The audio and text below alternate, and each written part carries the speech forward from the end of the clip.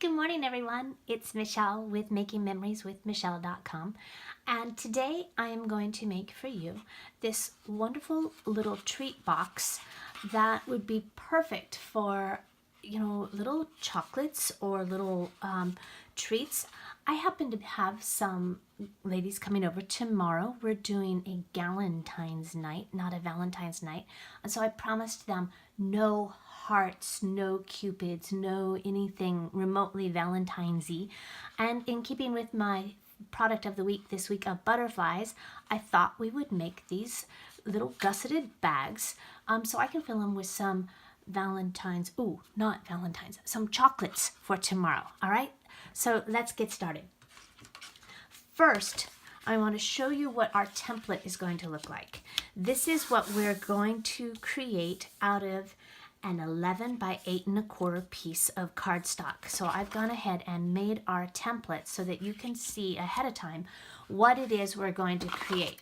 Okay, so now I have a piece of looks like crushed curry cardstock. Okay, and I'm going to take my scoring tool, and on the long side or on the landscape side, I'm going to score that at 2 inches and 9 inches. And all the measurements for this will be on my blog, so don't worry, you don't have to write it down. It'll all be there for you to take a look at later.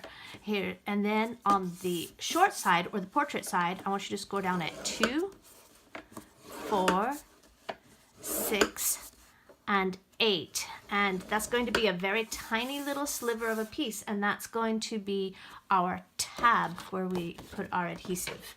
You are done with your scoring tool, so put that away, but you are going to need your stylus and a piercing mat and a straight edge. So, oh no, you're not done.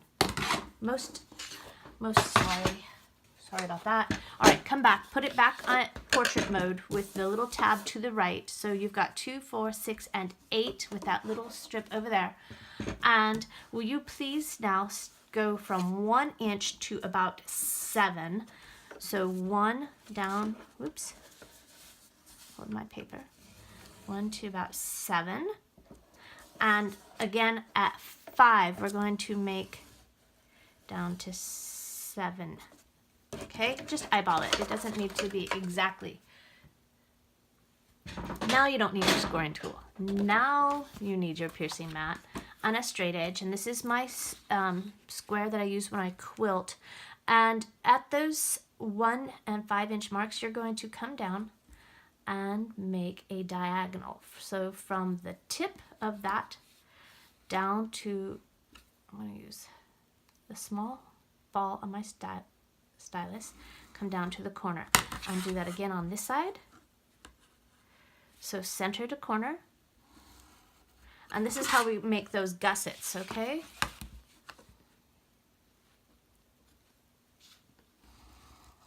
and it doesn't have to be exactly precise. We just want to make a gusset in the paper.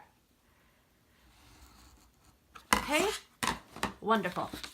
Now you're done with your stylus and your piercing mat for the moment. I'm going to need it again when I stamp.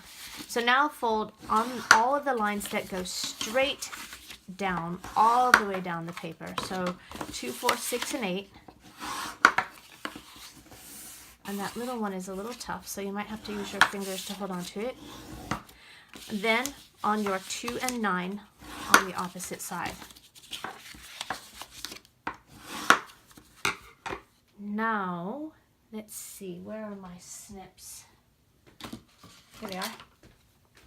So now we need to cut some of this away to make it look like our template. First of all, take these little pieces and you're going to cut all the way down and make a tiny notch here so that it lays flat when we glue it. And at the bottom, we're going to do the same thing and cut a tiny notch. Okay? Now, this is the top of your box, And down where the gussets are, these are the bottom of your box. So at the bottom of your box, would you please just cut straight up until you get to that first scoring line. And this is light paper, so maybe I should have used something a little darker. I hope you can see what I'm doing. Let's see if I adjust the light a little.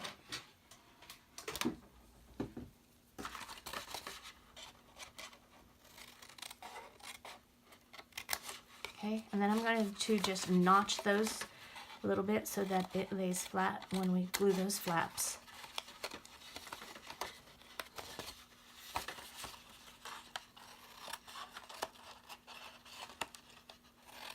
I didn't do this on the first one I made, and I really regretted it because there was some overlap. Now at the top, we want to keep this square that's next to your little skinny, where you cut that skinny notch off. But the rest of it, we're going to remove. So cut straight down to that first score line, and then cut all of the rest of this off.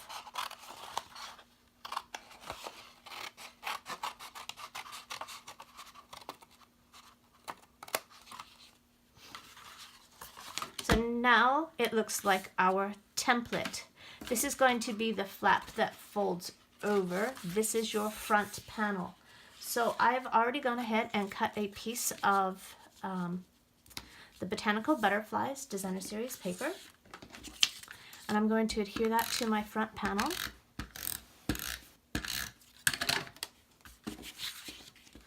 And you want to put it down towards the bottom where that flap is, because you don't want your top flap to overlap it and leave a gap. And then I have a piece that's 1 3/4 by 1 3/4. But before I adhere that, let's take our corner rounder here, and we're going to round that corner. And on this one. And then we're going to do the same. If you're using a patterned paper, make sure you're rounding the bottom corners so that it matches your flap.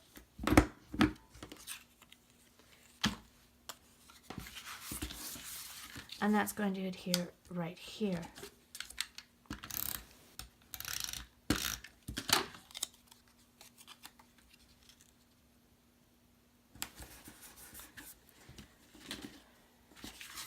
On this skinny flap right here, I'm going to use some tear and tape. And this is a wonderful adhesive.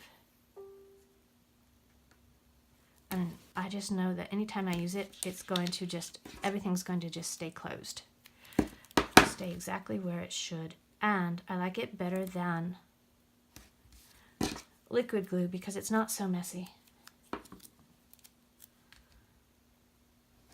I really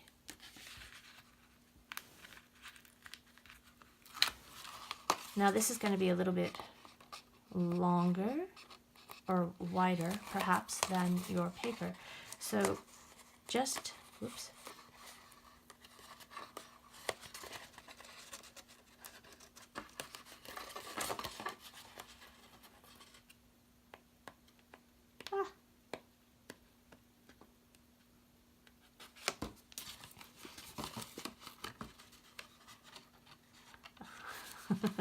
my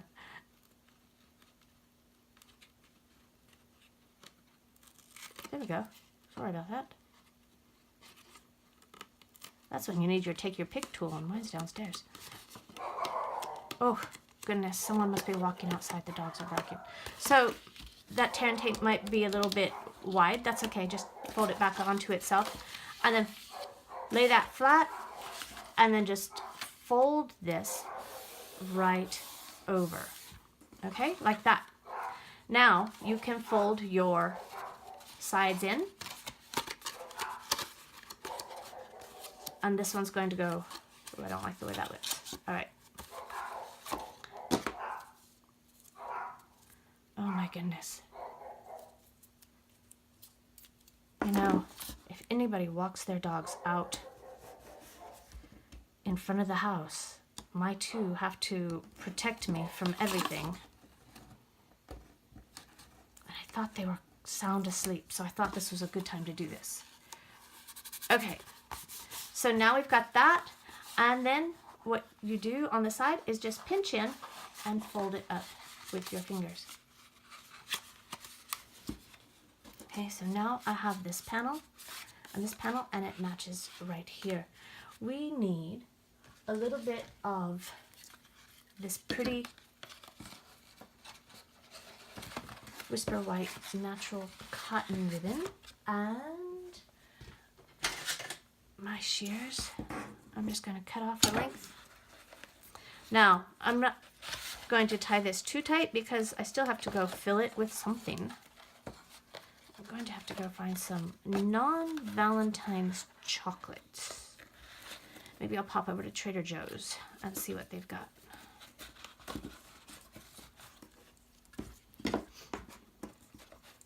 Now, if I want my bow, the ties of my bow to face down towards the bottom of my box, I really want to turn it so that I'm looking at the top. Tie bow. And that should just slip on and off, so I can take that off later. And let's decorate this a little bit. I have a piece of cardstock, just a little scrap actually, that I cut to 1 3/4 by 2 inches, and I have some stamps from the Beauty Abounds stamp set. I'm going to be using the little dot, kind of the bokeh dot background, and this butterfly, and then my sentiment for my ladies tomorrow. So I have So Saffron, and I'm going to, you know what, I'm going to slip my piercing knot under my grid paper for a minute so that I don't get ink. And I'm just going to randomly stamp some patterns here. Let's do this. And then not even stamp off at the top.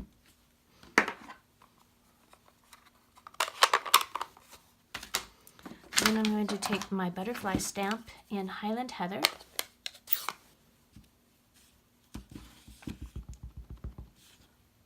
Ink it up.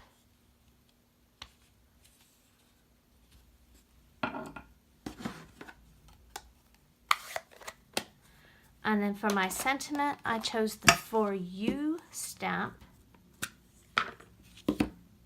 Oops, upside down. And I'm going to stamp that in Memento Tuxedo Black ink.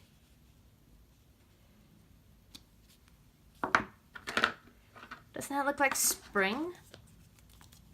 I like living in the South because we can say it feels like spring when it's February. Okay, then I'm going to take that panel and just adhere it down here to the bottom of my box. And there you have a very nice gusseted box, and it's going to hold quite a bit, so I think I should go buy a couple bags of candy. All right, so thanks for joining me. If you have any questions, please feel free to drop me a note, leave me a comment below, or share my page with your friends. I would really appreciate it. You can visit me and see all of these measurements for this project at www.makingmemorieswithmichelle.com. Until next time, bye-bye.